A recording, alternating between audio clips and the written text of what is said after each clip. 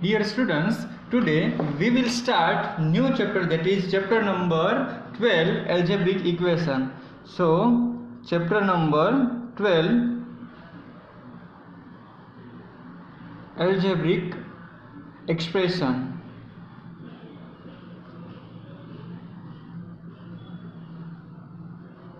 So dear students, in algebraic expression chapters, first we have to understand basic components. So let's we start from basic components. Basic components से हम start करेंगे कि algebraic expression chapter क्या है, ठीक है। तो पहले हम start करते हैं वेरिएबल से। सो वेरिएबल किसको बोलते हैं? तो डियर स्टूडेंट्स, एबीसीडी के कोई भी लेटर्स है, जैसे सपोज एक्स है, वाई है, एल है, एम है, एन है, ओ पी है, क्यू है, ये जो सारे लेटर्स है वो हम एक्सप्रेशन में यूज करेंगे, तो ये वेरिएबल उनको बोलते हैं। और वेरिएबल की वैल्यू फिक्स नहीं होती है, कोई भी वैल्यू हो सकती है, ठीक है। सो वेरिएबल की वैल्यू वेरी होती है। नेक्स्ट टर्म आता है कांस्टेंट। तो कांस्टेंट तो हमको पता ही है। सो कांस्टेंट किसको बोलते हैं? कि सपोज 3 है, -4 है, 12 है, 100 है, 1001 है, ये सारे नंबर है वो कांस्टेंट है। कांस्टेंट क्यों? कि उनकी वैल्यू फिक्स है, तो उनको कांस्टेंट बोलते हैं, ठीक है। सो ये दो टर्म हो गए, वेरिएबल एंड कांस्टेंट। अगर मैं इन सभी टर्म का यूज करके कुछ ना कुछ सपोज लिखता हूँ, सपोज जैसे 3x मैंने लिखा प्लस 1 लिखा, या 2x² प्लस 4y लिखा, या 2 - x लिखा, ये जितने भी टर्म बना रहा हूँ उनको एक्सप्रेशन बोलते हैं। वेरिएबल एंड कांस्टेंट का कॉम्बिनेशन होके जो तैयार होता है उनको एक्सप्रेशन बोलते हैं। सपोज मैं एक वेरिएबल ऐसे लो तो इसको भी एक्सप्रेशन ही बोलते हैं, 2x²। सपोज मैं सिंपल x लिखूँ तो उनको भी एक्सप्रेशन ही बोलते हैं। सो एक्सप्रेशन में वेरिएबल एंड कांस्टेंट होते हैं। तो आप सोचोगे कि इसमें सर कहाँ पे कांस्टेंट है? तो x है, तो x को मैं x + 0 लिख सकता हूँ, क्योंकि हाँ, क्योंकि यहाँ पे 0 है, या कांस्टेंट हुआ, क्योंकि हाँ। So that means expression is the combination of variable and constant. तो कांस्टेंट एंड वेरिएबल का कॉम्बिनेशन से एक्सप्रेशन बनता है। नाउ अभी हम देखते हैं फैक्टर्स ऑफ टर्म। तो सपोज हम कोई एक एक्सप्रेशन लेते हैं, कोई टर्म बनाते हैं, किसको टर्म कहते हैं, किसको फैक्टर कहते हैं, ये सभी हम जानेंगे। तो चलो पहले एक एक्सप्रेशन में लेता हूँ 4x² - 3xy। ये सपोज मैंने एक्सप्रेशन लिया, इनको क्या बोलते हैं? एक्सप्रेशन बोलते हैं, इनको एक्सप्रेशन बोलते हैं। अभी मैं इसमें से कुछ ये ट्री ग्राफ में ड्रॉ करके आपको सभी चीज़ें समझाऊंगा। तो उसमें इस ग्राफ में टर्म कितने हैं? तो आप यहाँ पे देख सकते हैं कि ये है 4x², एक ये टर्म है, मतलब ये 4x² ये टर्म है। एंड दोस्तों, ये साइन जो भी हो, प्लस हो या माइनस हो, वो टर्म के साथ ही लिखनी है। सो यहाँ पे -3xy है, तो ये सेकंड टर्म हुआ -3xy। तो इनको टर्म्स बोलते हैं। ये जो दोनों हमने चीज़ें लिखी उनको टर्म्स बोलते हैं। टर्म्स कितना हुआ? 4x² and second term is -3xy। Now terms के बाद आता है फैक्टर्स। तो फैक्टर कैसे डियर स्टूडेंट्स ड्रॉ करते हैं? देखो, इसमें मैं फैक्टर्स को डॉटेड लाइन से रिप्रेजेंट करता हूँ। इसमें एक तो ये 4 है, 4 एंड x² है। x² मतलब किसका मल्टीप्लिकेशन है? तो x² है वो x एंड x का मल्टीप्लिकेशन है। तो आप देख सकते हैं कि 4x एंड x फैक्टर्स को मल्टीप्लाई करोगे तो ऊपर का टर्म आ जाना चाहिए, मतलब 4 × x करूंगा तो 4x² बन जाएगा। तो 4x² का फैक्टर्स क्या होगा? 4x एंड x, ये 3 फैक्टर हुए। अभी इस टर्म में से मैं फैक्टर ढूंढता हूं, तो इसमें से एक तो मुझे -3 दिख रहा है, दूसरा है वो यहाँ पे x दिख रहा है, और तीसरा है वो यहाँ पे y दिख रहा है। तो ये जो है वो फैक्टर्स है, ये एंड ये दोनों फैक्टर्स है, ठीक है। तो फैक्टर्स का मल्टीप्लिकेशन करूंगा तो वापस ये टर्म आ जाएगा। देखते हैं हम, चलो यहाँ पे -3 इंटू एक्स करूंगा तो -3x होगा, एंड इंटू वाई करूंगा तो -3xy ये मुझे मिल जाएगा। ठीक है, सो यहाँ पे भी ये 4x² है, इनका मल्टीप्लिकेशन ही होगा 4 into x into x, x into x मतलब कि x² and x² into 4 that is 4x²। तो तीन चीजें हमको समझनी है। फर्स्ट वन ये एक्सप्रेशन, सेकंड वन ये टर्म्स, ये जो है सेकंड वन ये टर्म्स है। टर्म्स को कैसे लिखने हैं, तो कि जो भी एक्सप्रेशन है इसमें साइन के साथ टर्म लिखने हैं। यहाँ पे प्लस है तो प्लस साइन लिखने की जरूरत नहीं है, 4x² as it is. Minus है तो माइनस साइन लिख के यहाँ पे साथ में रख के हम -3xy लिख सकते हैं। तो ये हो गए हमारे टर्म। एक्सप्रेशन एक है, टर्म्स यहाँ पे 2 है, एंड फैक्टर्स यहाँ पे एक एक टर्म के 3 फैक्टर आए। एक टर्म के यहाँ पे 3 फैक्टर, ये सेकंड टर्म के यहाँ पे 3 फैक्टर। हम एग्जांपल्स में समझेंगे आगे के एग्जांपल्स में कि कैसे हम ये ट्री ग्राफ से ड्रॉ करेंगे। एक्सरसाइज नंबर नेक्स्ट 12.1 है, इसमें ये सारा कुछ दिया गया है। ठीक है, नाउ नेक्स्ट टर्म आएगा coefficient. So dear students, coefficient समझ लेते हैं। कोएफिशिएंट किसको बोलते हैं?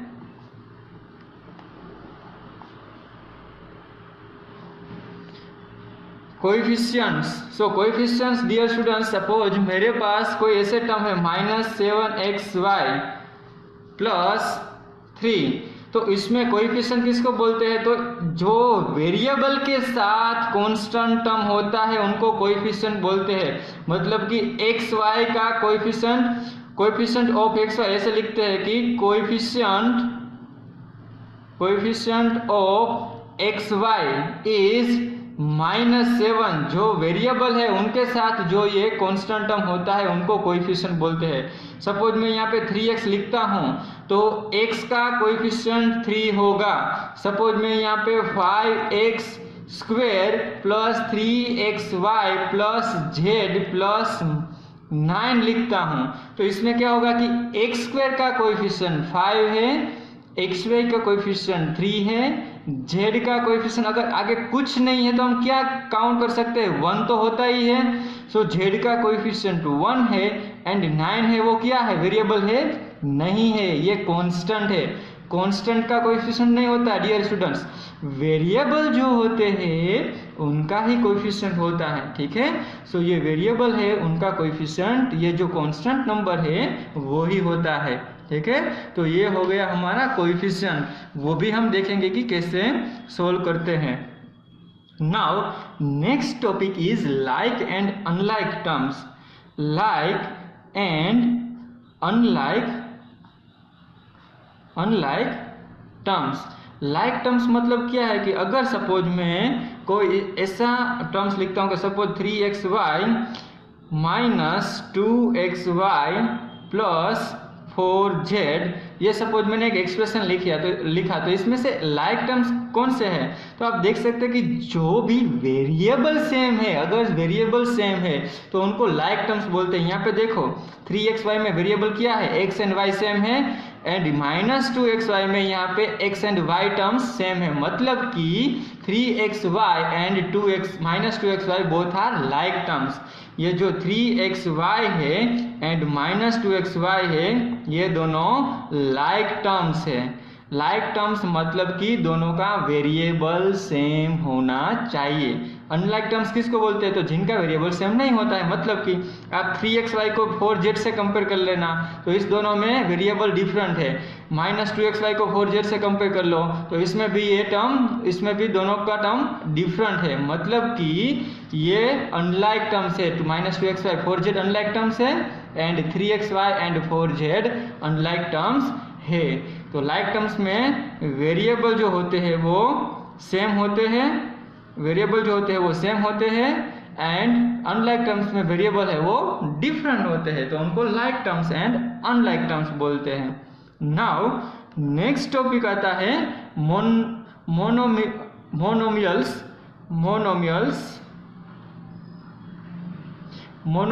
बायनोमियल्स एंड ट्रिनोमियल्स हम देखेंगे। तो चलो पहले मोनोमियल्स देख लेते हैं। मोनोमियल्स मतलब एक ही टर्म, जिसमें एक ही टर्म है उनको मोनो बोलते हैं। ओके, तो मोनोमियल्स मतलब एक ही टर्म 3x² है वो मोनोमियल्स हो गया, 4x है वो भी मोनोमियल्स हो गया। सपोज मैं लिखता हूँ -x तो ये भी मोनोमियल्स है। सपोज मैं लिखता हूँ ओनली 4 तो ये कांस्टेंट टर्म भी मोनोमियल्स है। सपोज मैं लिखता हूँ -10001 ये कितना भी बड़ा कांस्टेंट टर्म लो लेकिन टर्म तो एक ही है तो ये हुआ मोनोमियल्स। ठीक है, सो मोनोमियल्स। नेक्स्ट आता है बाइनोमियल्स।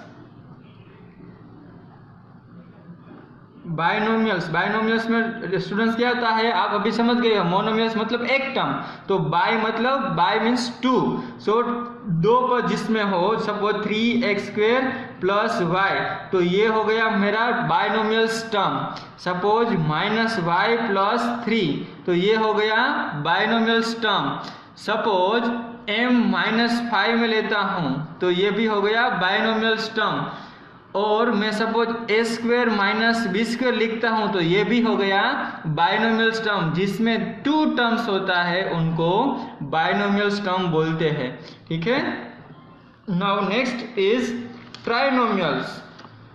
सो ट्राइनोमियल्स टर्म में कितने टर्म होंगे तो आपको अभी पता चल गया होगा कि ट्राइनोमियल्स मतलब 3 टर्म्स जिसमें हो उनको ट्राइनोमियल्स बोलते हैं। सो ट्राइनोमियल्स किसको बोलते हैं जिसमें 3 टर्म हो। सपोज मैं a² plus b² plus c लिखता हूँ तो ये हो गया ट्राइनोमियल। सपोज मैं लिखता हूँ 3x² - 5xy प्लस 4 लिखता हूँ तो इसको भी क्या बोलते हैं ट्राइनोमियल्स बोलते हैं। सपोज मैं लिखता हूँ x plus y plus z इनको भी ट्राइनोमियल्स बोलते हैं। -x प्लस 3 प्लस y इसको भी ट्राइनोमियल्स बोलते हैं। जिसमें 3 टर्म्स होते हैं उनको ट्राइनोमियल्स बोलते हैं। और पॉलिनोमियल्स किसको बोलते हैं तो ये जो भी है बाइनोमियल्स, मोनोमियल्स, ट्राइनोमियल्स इन सभी को जनरली पॉलिनोमियल्स बोलते हैं। पॉलिनोमियल्स मतलब मोनोमियल्स भी आ जाता है, बाइनोमियल्स भी आ जाता है एंड ट्राइनोमियल्स भी आ जाता है। इन तीनों कैटेगरी या इससे भी ज्यादा अगर टर्म आता है कितने भी टर्म्स आता है एक या एक से ज्यादा टर्म आता है इक्वेशन में तो उनको पॉलिनोमियल्स बोलते हैं। ठीक है, तो इनको पॉलिनोमियल्स बोलते हैं। सो बाइनोमियल्स, मोनोमियल्स, ट्राइनोमियल्स इससे भी अगर टर्म्स आता है 4 या 5 या 6 तो सभी को पॉलिनोमियल्स तो बोलते ही हैं। ठीक है, तो ये हो गया पॉलिनोमियल्स। नाउ डियर स्टूडेंट्स अभी हम एक्सरसाइज स्टार्ट करते हैं। ठीक है, so let we start exercise number 12.1। So ध्यान से समझना एक्सरसाइज नंबर 12.1 आप टेक्स्ट बुक साथ में रखना। ठीक है, क्वेश्चन नंबर 1 में दिया गया है कि get the algebraic expressions in the following cases using variables, constants and arithmetic operation. Means तीनों का यूज करके हमको जो ये स्टेटमेंट दिया गया है उसमें से अलजेब्रिक एक्सप्रेशंस बनाना है। डियर स्टूडेंट्स अगर आपको पता है तो सिंपल इक्वेशंस में भी हमने इक्वेशंस क्रिएट किए थे। ये एग्जैक्टली वैसा ही है, वैसा ही हमको एक्सप्रेशन क्रिएट करना है। तो सपोज हम क्वेश्चन नंबर 1 का सेकंड लेते हैं तो उसमें क्या दिया गया है कि 1/2 of the sum of number x and y। हमको 1/2 करना है sum of number x and y। आपको एग्जाम्पल्स टेक्स्ट बुक साथ में रखनी है, एग्जाम्पल साथ में देखते जाना है कि एग्जाम्पल में डेटा क्या दिए गए। फर्स्ट क्वेश्चन का सेकंड क्वेश्चन आप देखो। ठीक है, तो सेकंड क्वेश्चन में दिया गया है कि 1/2 of the sum of number x and y। तो पहले क्या करना है sum of number x and y करना है, उनका 1/2 करना है, मतलब सम जितना होता है उनका हाफ हमको फाइंड करना है। So 1/2 of number sum of number x and y ये एक्सप्रेशन हमारा हो गया। चलो अभी लेते हैं ये हम फोर्थ लेते हैं। तो फोर्थ में 1/4 of the product of the number p and q। तो 1/4 मतलब डिनोमिनेटर में 4 आएगा एंड ऊपर 1 आएगा, पर मल्टीप्लिकेशन में आएगा तो लिखने की जरूरत नहीं है। 1/4 of the number of product p and q। तो p एंड q का मल्टीप्लिकेशन करना है, प्रोडक्ट करना है, उनका हमको लेना है 1/4। तो ये p एंड q प्रोडक्ट का 1/4 हमने लिया। 1/4 मतलब 4 से डिवाइड करना है। ठीक है, so this is the 1/4 of product p and q। Now चलो अभी हम नेक्स्ट लेते हैं एग्जाम्पल नंबर 6। तो एग्जाम्पल नंबर 6 में क्या दिया गया है, numbers 5 added to 3 times the product of the number m and n। तो पहले नंबर m एंड n का क्या करना है, प्रोडक्ट करना है। देखो एग्जाम्पल के डेटा में देखो, number 5 added to 3 times the product of the number m and n। m and n का ये प्रोडक्ट कर दिया, उनका 3 टाइम्स लेना है और 3 टाइम्स में क्या करना है, 5 एडेड करना है। मतलब ये 3 टाइम्स में मैंने 5 एडेड कर दिया।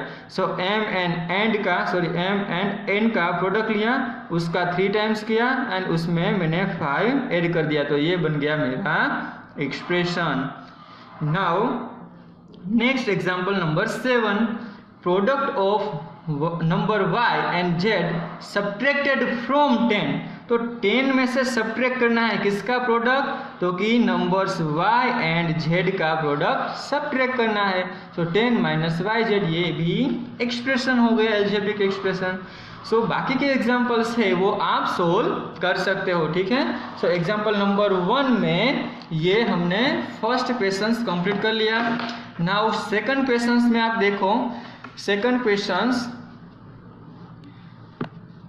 क्वेश्चंस में अगर आप ध्यान से देखोगे डियर स्टूडेंट्स, तो उसमें दिया गया है identify the terms and their factors in the following expression. मुझे एक्सप्रेशन दिया गया है, तो एग्जाम्पल नंबर 2 है, उसमें मुझे क्या क्या आइडेंटिफाई करना है एक्सप्रेशन में से। तो एक्सप्रेशन में से फैक्टर्स एंड टर्म्स, एंड नीचे लिखा है show the terms and factors bye tree diagram. तो ट्री डायग्राम हमने थियरी में देखा था। सो वैसे ही हमको ये सोल्व करना है। तो चलो एग्जाम्पल नंबर 2 का मैं बी लेता हूँ। तो उसमें मुझे क्या दिया गया है, 1 + x²। तो जो डियर स्टूडेंट्स एक्सप्रेशन में टर्म्स कैसे हमको पता चलता है कि टर्म किसको बोले या किसको नहीं। तो डियर स्टूडेंट्स जो भी एक्स वेरिएबल या कांस्टेंट है वो प्लस या माइनस से डिफरेंट हो रहे हैं, प्लस या माइनस से जुदा हो रहे हैं, तो उतने टर्म होंगे। तो देखो यहाँ पे दो प्लस के बीच में साइन है, मतलब ये जो टर्म्स को डिफरेंट करती है, टर्म्स को अलग करती है। तो पहला टर्म क्या होगा, तो कि पहला टर्म यहाँ पे आएगा 1। सेकंड टर्म क्या होगा, तो कि सेकंड टर्म यहाँ पे आएगा x आएगा। एंड थर्ड टर्म क्या होगा, तो थर्ड टर्म यहाँ पे आएगा x²। तो ये डियर स्टूडेंट्स हमको एग्जाम्पल में दिया गया था एक्सप्रेशन, इनको एक्सप्रेशन बोलते हैं। ये जो है सारे उनको क्या बोलते हैं, इनको टर्म्स बोलते हैं। ये जो तीनों है इनको टर्म्स बोलते हैं। अभी टर्म्स में से फैक्टर करना है। तो डियर स्टूडेंट्स 1 का फैक्टर तो 1 अकेले ही होता है, एक टर्म सिंपल होता है तो उनका फैक्टर वही होता है, ठीक है। तो 1 का फैक्टर 1, x का फैक्टर खुद x ही होता है। यहाँ पे x² है, तो x² को कैसे लिख सकते हैं, तो x² को डियर स्टूडेंट्स हम x × x लिख सकते हैं। अगर इस दोनों का मल्टीप्लिकेशन करते हैं तो वापस मुझे क्या मिल जाएगा, x²। तो ये फैक्टर्स हो गए। तो इसमें से ये टर्म एंड फैक्टर्स दोनों सेम आएगा, इसमें से फैक्टर ये आएगा। सो x² का दोनों फैक्टर्स x × x होगा, x होगा, ठीक है। तो ये x² का फैक्टर हो गया। तो ये हमने लिया एग्जाम्पल नंबर बी। चलो अभी हम चलते हैं एग्जाम्पल नंबर डी की ओर। तो एग्जाम्पल नंबर डी में ये इस डायग्राम को ट्री डायग्राम बोलते हैं, ऐसे जो हम ड्रॉ करते हैं उनको ट्री डायग्राम बोलते हैं, ठीक है। तो नाउ डी एग्जाम्पल में हम देखते हैं 5xy² + 7x²y। तो यहाँ पे अगर हम ट्री डायग्राम ड्रॉ करें तो उसमें से आप देख सकते हैं कि ये जो है वो एक्सप्रेशन है, ये जो है वो एक्सप्रेशन है। ये जो फर्स्ट टर्म है 5xy², ये प्लस से अलग हो रहा है, मतलब ये 5xy² क्या हुआ, टर्म हुआ। एंड सेकंड टर्म क्या होगा, 7x²y, ये जो है वो टर्म्स है, ठीक है। जो प्लस या माइनस साइन से डिफरेंट होते हैं, अलग होते हैं, सेपरेट होते हैं, सॉरी, जो प्लस एंड माइनस से टर्म्स सेपरेट होते हैं वो टर्म्स बन जाते हैं। नाउ अभी हम 5xy² टर्म में से हमको फैक्टर फाइंड करना है। तो डियर स्टूडेंट्स ध्यान से सीखना, ये जो कांस्टेंट टर्म है हमको एज इट इज लिखना है 5। ये सेकंड टर्म x है तो वो सिंगल टर्म ही है, तो उनको भी एज इट इज लिखना है। अभी ये यहाँ पे y² है, तो वाई स्क्वायर को कैसे लिखना है, वाई एंड इंटू क्या करेंगे वाई, तो वाई स्क्वायर से 2 फैक्टर होंगे, तो 5x वाई स्क्वायर में टोटल कितने फैक्टर हुए 1 2 3 and 4, 5x Y square term में से 4 हमको फैक्टर मिले। अभी 7x स्क्वायर वाई में से कैसे फैक्टर निकालते हैं, देखो यहाँ पे ध्यान से, तो यहाँ से मैंने सॉरी डॉटेड लाइन से फैक्टर को रिप्रेजेंट करते हैं, तो ये 7 हो गया।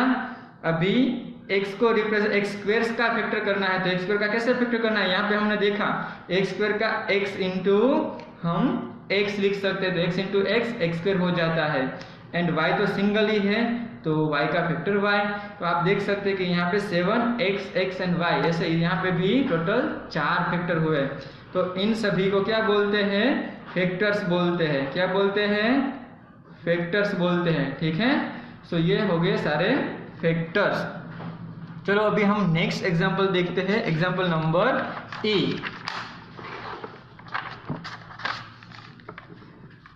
सो एग्जांपल नंबर E में आप देखो, एग्जांपल नंबर E में एक्सप्रेशन क्या दिया गया है, तो expression AB plus 2b square minus 3a square मुझे एक्सप्रेशन दिया गया है, ठीक है। तो इसमें से अगर मैं पहले तो क्या कर लेता हूँ, टर्म्स करूँगा, ये मुझे एग्जांपल में क्या दिया गया था, एक्सप्रेशन, एक्सप्रेशन में से क्या फाइंड कर सकते हैं, टर्म, तो प्लस से ये सेपरेट हो रहा है, मतलब ए बी फर्स्ट टर्म है, ये प्लस से सेकंड टर्म सेपरेट हो रहा है, 2b स्क्वेयर एंड माइनस वाला टर्म है वो सेपरेट हो रहा है, माइनस साइन साथ में लिखनी है डियर स्टूडेंट्स।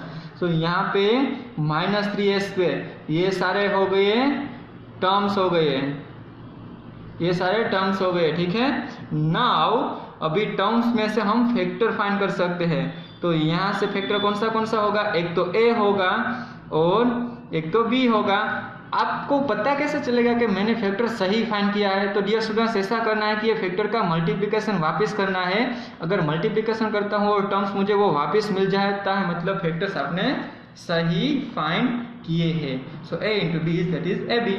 ना इसका मुझे फैक्टर फाइंड करना है, तो ये पहले कांस्टेंट आ जाएगा 2, बाद में यहाँ पे b स्क्वायर है, तो b स्क्वायर का क्या फैक्टर्स आ जाएगा, b स्क्वायर मतलब 2 टाइम्स हमको b लिखना है, so b into B that is b square, and 2 के साथ मल्टीप्लाई करूंगा तो 2b स्क्वायर आ जाएगा, माइनस 3a स्क्वायर है, तो माइनस 3a स्क्वायर में क्या आ जाएगा, माइनस के साथ मुझे कांस्टेंट टर्म लिखना है, मतलब माइनस 3 एंड a स्क्वायर है, तो a स्क्वायर का क्या होगा a एंड इंटू a, तो ये हो गया हमारा फैक्टर्स,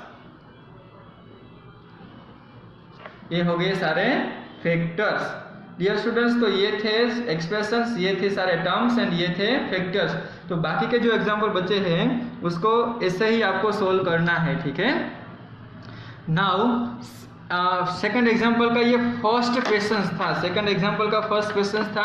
अभी एग्जांपल नंबर 2 का ही सेकंड क्वेश्चन देखते हैं। तो उसमें क्या दिया गया है कि identify terms and factors in the expressions given below. तो मुझे एक्सप्रेशन दिया गया है, उसमें से टर्म्स एंड फैक्टर फाइंड करना है, ट्री ग्राफ यूज नहीं करना है, आपको डायरेक्टली लिखना है। तो सपोज मैं फर्स्ट एग्जांपल लेता हूँ ए में डेटा दिया गया है 4x माइनस 4x प्लस 5। तो डियर हमको पता है कि टर्म्स वो प्लस एंड माइनस से सेपरेट होते हैं, तो टर्म्स इसमें कितना होगा, एक माइनस 4x होगा और दूसरा टर्म्स लिखना है तो यहाँ पे कोमा करना है, ठीक है, एंड 5 को एज इट इज लिखना देना, प्लस की साइन लिखने की जरूरत नहीं है। ये टर्म्स हो गए। अभी फैक्टर्स, तो फैक्टर्स कितने होंगे, देखो यहाँ पे फैक्टर्स में आपको कोमा करते जाना है, यहाँ पे -4, यहाँ पे x एंड सेकंड्स जो है उनका फैक्टर क्या होगा, 5 का फैक्टर 5 एज इट इज ही होगा, ठीक है। सो ये हो गया हमारा आंसर। तो ये dear students example number A का आंसर आ गया। अभी चलो हम फाइंड करते हैं एग्जांपल नंबर सी का आंसर। तो यहाँ पे सी में देखते हैं डेटा क्या दिया गया है, 5y प्लस 3y स्क्वेयर। तो उसमें आप देख सकते हैं कि टर्म्स कितने हैं, तो यहाँ पे देखो टर्म्स है वो एक यहाँ पे 5y टर्म है एंड प्लस से ये सेकंड टर्म सेपरेट हो रहा है, मतलब सेकंड टर्म क्या आएगा 3y स्क्वेयर। तो ये दो टर्म्स हो गए, उनका फैक्टर्स में फाइंड कर रहा हूँ। तो फर्स्ट टर्म का फैक्टर्स क्या होगा, तो कि एक 5 होगा और दूसरा है वो y होगा, इन दोनों का मल्टीप्लिकेशन करूंगा तो 5y मिल जाएगा। अभी जो सेकंड टर्म है, सेकंड टर्म को फैक्टर्स डिफरेंट करने के लिए आप ऐसे रिप्रेजेंट करें, ठीक है, सेमी कोलन ऐसे। सो अभी 3y² है, 3y² में से ये 3 एक फैक्टर हो गया, सेकंड कोमा करके y² है, तो y² को कैसे रिप्रेजेंट करना है, y एंड y 2 टाइम्स आएगा ना, y² मतलब 2 टाइम्स, मतलब y² के 2 फैक्टर होते हैं, y and y। So 3y² total 3 factor, 3y and y, ठीक है। इन तीनों का मल्टीप्लिकेशन में करूंगा तो 3y² मुझे मिल जाएगा, तो इनको फैक्टर बोलते हैं। नाउ चलो अभी एग्जांपल नंबर हम f के लिए देखते हैं। तो एग्जांपल नंबर f में डेटा दिया गया है 1.2 AB minus 2.4 B plus 3.6 A, ये दिया गया है। तो पहले हम टर्म्स फाइंड कर लेते हैं, टर्म्स मतलब प्लस एंड माइनस से जो सेपरेट होता है वो। तो ये फर्स्ट टर्म 1.2 AB, ये फर्स्ट टर्म हो गया, second term minus 2.4 AB, so minus 2.4 sorry b ही है, सो माइनस 2.4 b है सेकंड टर्म, कोमा से हमको सेपरेट करते जाना है टर्म, ठीक है। एंड ये थर्ड टर्म है 3.6a, तो ये थर्ड टर्म हो गया। नाउ ये टर्म्स के बाद आएगा फैक्टर्स। तो फैक्टर्स में क्या फाइंड करना है डियर स्टूडेंट, फैक्टर्स कैसे फाइंड करते हैं, तो फर्स्ट टर्म का चलो हम फैक्टर फाइंड करते हैं। तो यहाँ पे 1.2 कांस्टेंट है तो उनको एज इट इज लिखते हैं, बाद में कोमा, ये सेकंड वेरिएबल है a एंड ये थर्ड वेरिएबल है b। नाउ ये हो गया हमारा फर्स्ट का, तो अभी यहाँ पे सेमीकोलन कर देंगे। दूसरा टर्म से उनका फैक्टर फाइंड करने के लिए क्या करेंगे, तो 2.4 एंड कोमा b, ये सेकंड टर्म का फैक्टर्स हो गया। अभी थर्ड टर्म का फैक्टर फाइंड करने के लिए क्या करेंगे, तो 3.6 एंड a है, तो 3.6 एंड कोमा से सेपरेट कर देंगे a, तो 3.6 एंड ये है हमारा 3.6a का फैक्टर्स, 3.6 एंड a, तो ये दोनों फैक्टर्स है, ठीक है। नाउ चलो अभी हम जी की ओर चलते हैं, एग्जाम्पल नंबर जी।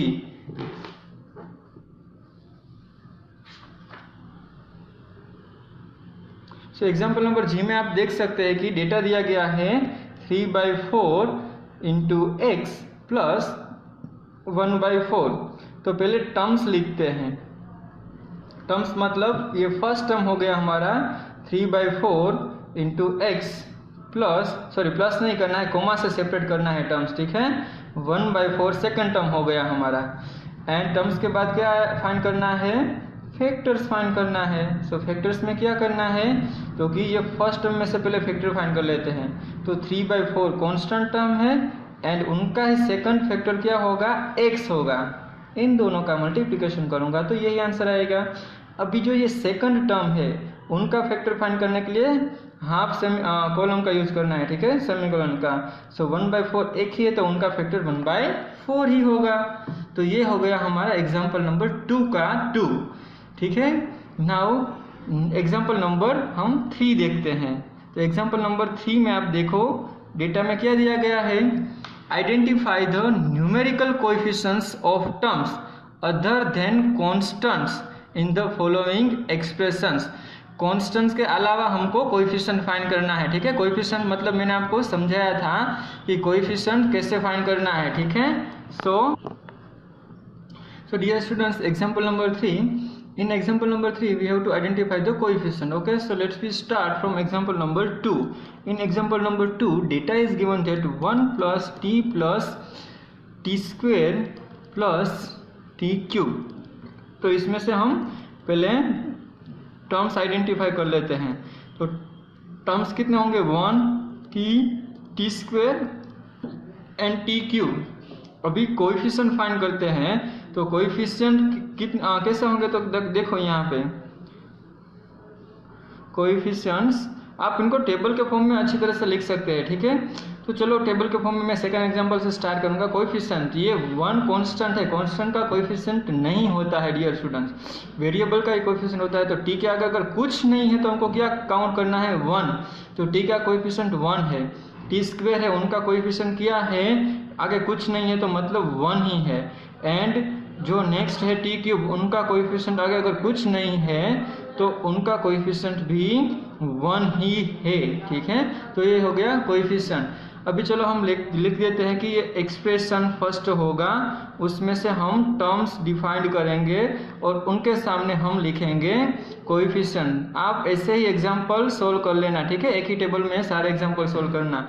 अब सपोज मैं अभी एग्जांपल ले लेता हूँ, नेक्स्ट एग्जांपल, चलो हम एग्जांपल सोल्व करते हैं फोर्थ एग्जांपल। तो फोर्थ एग्जांपल में एक्सप्रेशन क्या दिया गया है, तो फोर्थ एग्जांपल में एक्सप्रेशन मुझको दिया गया है 100m + 1000n, 100m + 1000n।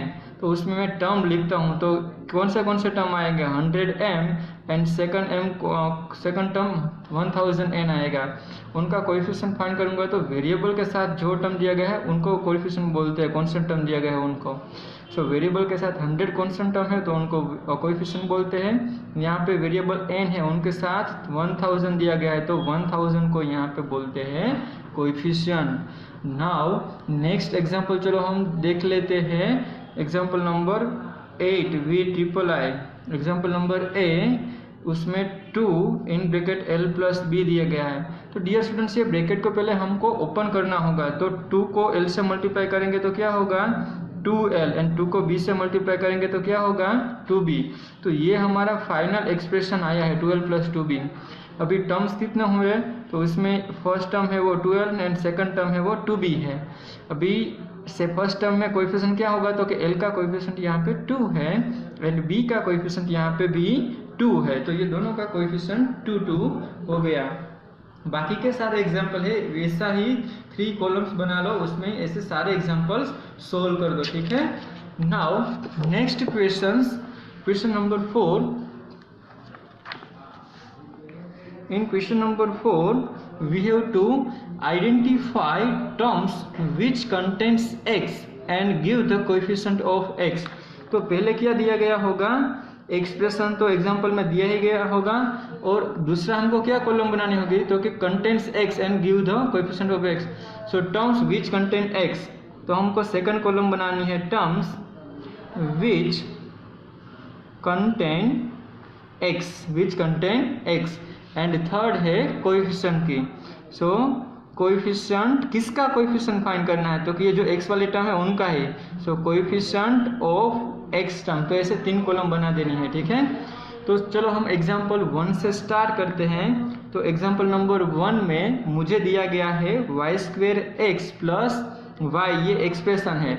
अभी हमको यहाँ पे क्या लिखना है, तो कि टर्म लिखनी है जिसमें x हो। तो यहाँ पे टर्म कौन सी है जिसमें x है, तो कि ये फर्स्ट टर्म जो y² है ये फर्स्ट टर्म में x ही है, और कोएफिशिएंट लिखना है। तो डियर स्टूडेंट्स, जो भी वेरिएबल है उनको आगे हमको देखना है कोई कांस्टेंट टर्म है या नहीं। अगर कोई कांस्टेंट टर्म नहीं है तो 1 तो कोएफिशिएंट उनका होता ही है। तो यहाँ पे हम देख सकते हैं कि ये जो टर्म है उनके आगे कुछ नहीं है, मतलब x का कोएफिशिएंट क्या आएगा 1 ही आएगा। ये वेरिएबल कोएफिशिएंट नहीं होता है डियर स्टूडेंट्स, ठीक है। x का y² कोएफिशिएंट ऐसा आपको नहीं लिखना, ये गलत है। कोएफिशिएंट हमेशा कांस्टेंट ही आएगा, 1 2 3 4 5 लाइक दिस, -1 -2 भी आ सकता है पर कांस्टेंट टर्म। नाउ चलो नेक्स्ट हम एग्जांपल लेते हैं, example number 5। So example number 5 में हम देखते हैं, उसमें डेटा दिया गया है 1 + x + xy, ये 3 टर्म्स है। इसमें से हम टर्म किसका, कौन सा टर्म लिखना है जिसमें x हो, ऐसा टर्म लिखना है। तो ये दोनों टर्म है x एंड xy, जिसमें x है। तो यहाँ पे x के अगर कुछ नहीं है तो उनका कोएफिशिएंट क्या होगा 1। यहाँ पे भी xy है पर x के आगे यहाँ पे कुछ टर्म नहीं है, वेरिएबल के अलावा कुछ नहीं, तो उनका भी कोएफिशिएंट 1 ही होगा। नाउ अभी हम लास्ट देखते हैं 7th में। तो 7th में क्या दिया गया है 7x + xy²। तो जो भी x वाला टर्म है वो लिखना है। तो यहाँ पे फर्स्ट टर्म है जिसमें x है एंड सेकंड टर्म है जिसमें भी x है। तो डियर स्टूडेंट्स, यहाँ देख सकते हैं कि x के आगे कांस्टेंट 7 दिया गया है, तो उनका कोएफिशिएंट 7 होगा।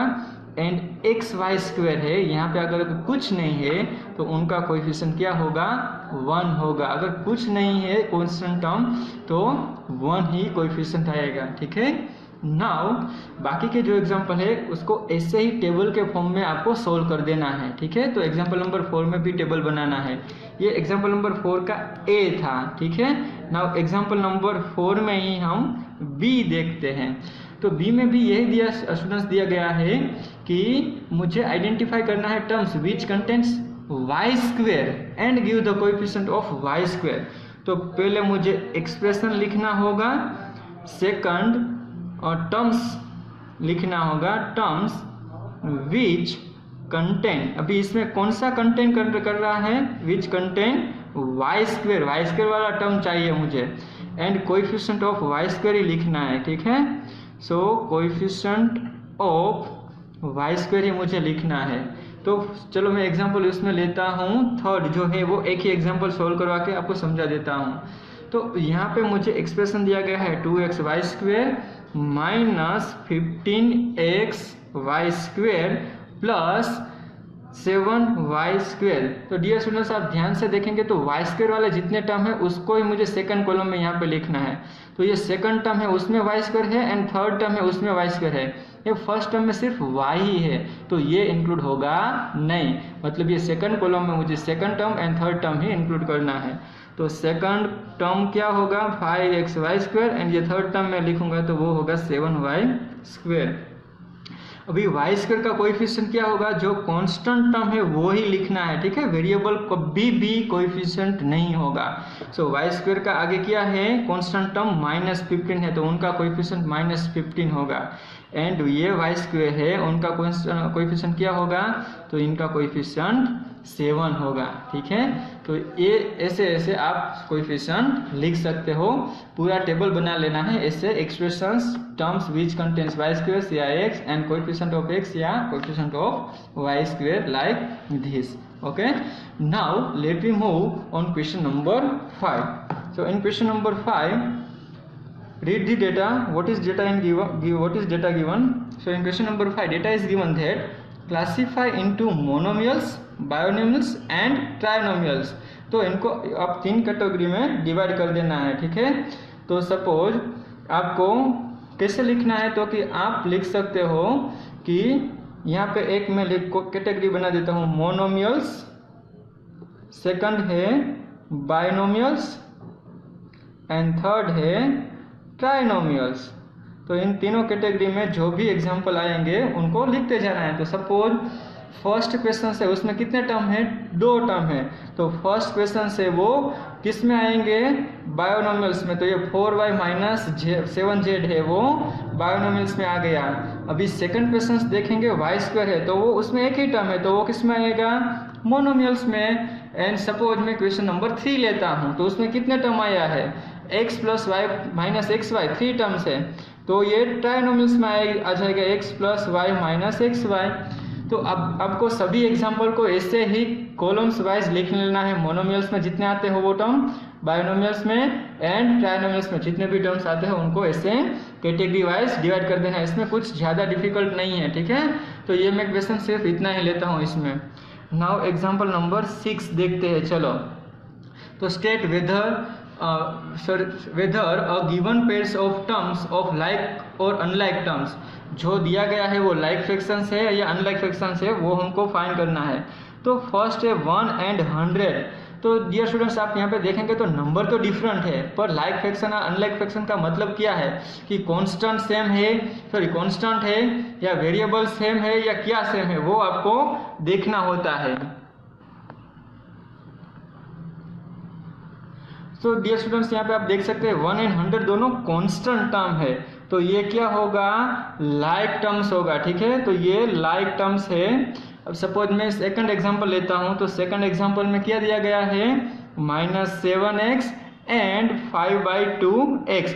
अगर वेरिएबल दिया गया है तो मुझे वेरिएबल ही देखना है, इसमें भी वेरिएबल x है, इसमें भी वेरिएबल x है, आगे का कोएफिशिएंट कुछ भी हो उससे मतलब नहीं है। अगर वेरिएबल सेम होता है तो मतलब वो भी लाइक टर्म्स ही है, ठीक है। तो ये भी लाइक टर्म्स ही है।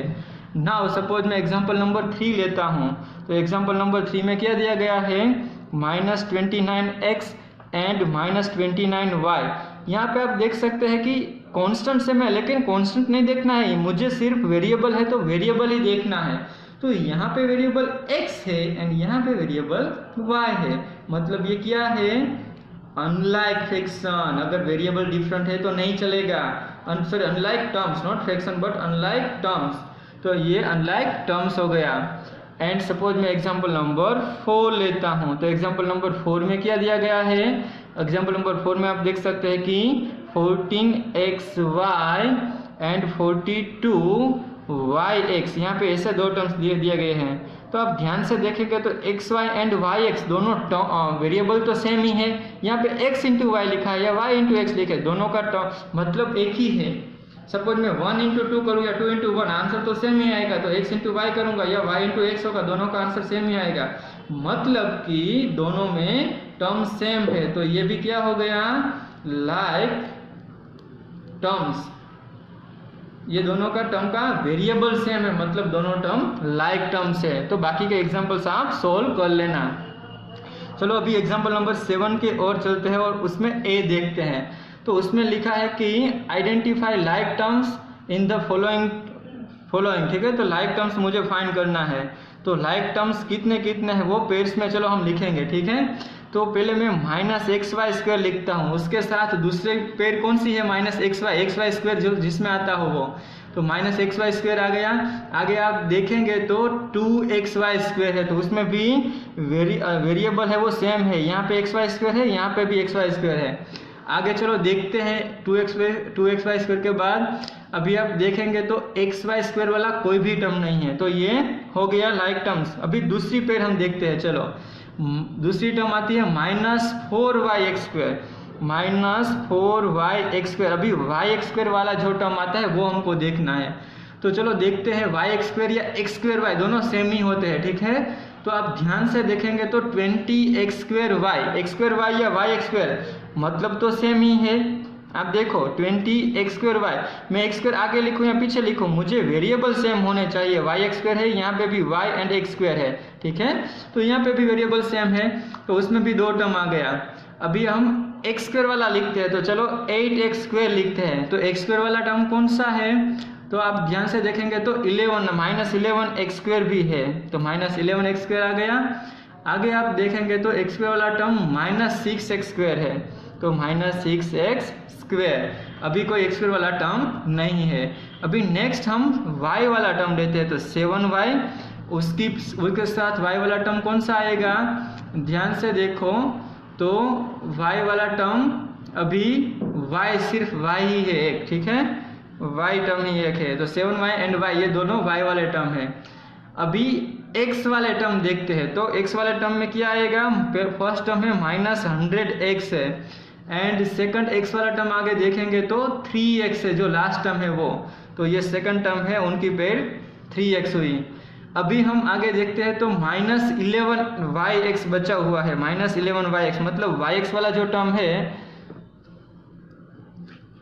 यहाँ पे मैं डिवाइड कर देता हूँ, -11yx बचा हुआ है, ठीक है। तो उनके साथ अगर yx वाला टर्म्स आप कंपेयर करेंगे तो yx वाला टर्म 2xy आता है। आप ध्यान से देखेंगे तो 2xy। तो dear students yx and xy both are same, multiplication में है, ठीक है। तो बोथ आर सेम। तो ये xy वाला भी टर्म आ गया। तो अभी सारे टर्म इंक्लूड हो गए। तो ऐसे आप लिख सकते हैं लाइक टर्म्स इनकी पेयर है, लाइक टर्म्स इसमें भी पेयर है, ये भी है। आप तीन टर्म्स है वो जो लाइक टर्म्स है, और ये दोनों पर टर्म्स लाइक टर्म्स, ये दोनों टर्म लाइक टर्म्स, ये दोनों term like terms. Like terms मतलब जिसमें वेरिएबल सेम हो, ठीक है। उनका जो सीक्वेंस होता है वो डजेंट मैटर। आप ये yx² लिखे या x² लिखे, सीक्वेंस डजेंट मैटर, पर वेरिएबल सेम होना चाहिए मल्टीप्लिकेशन में, ठीक है। तो उनको लाइक टर्म्स बोलते हैं। एग्जाम्पल नंबर बी है वो, उनको आप अपने हिसाब से सोल्व करना, ठीक है।